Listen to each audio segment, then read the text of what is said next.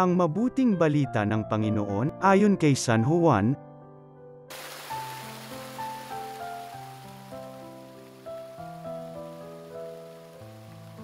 Noong panahong iyon, ang mga Hudyo'y kumuha ng bato upang batuhin si Jesus.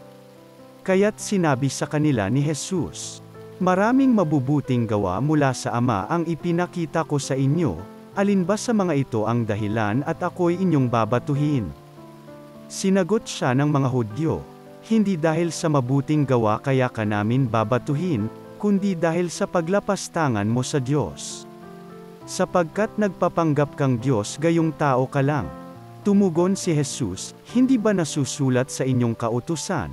Sinabi ko, mga Diyos kayo." Mga Diyos ang tawag ng kautusan sa mga pinagkatiwalaan ng salita ng Diyos, at hindi maaaring tanggihan ang sinasabi ng kasulatan. Ako'y hinirang at sinugo ng Ama. Paano ninyong masasabi ngayon na nilalapastangan ko ang Diyos sa sinabi kong ako ang anak ng Diyos?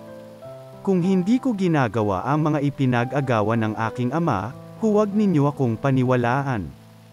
Ngunit kung ginagawa ko yon, paniwalaan ninyo ang aking mga gawa, kung ayaw man ninyo akong paniwalaan. Sa gayon, matitiyak ninyong nasa akin ang Ama at ako'y nasa Kanya.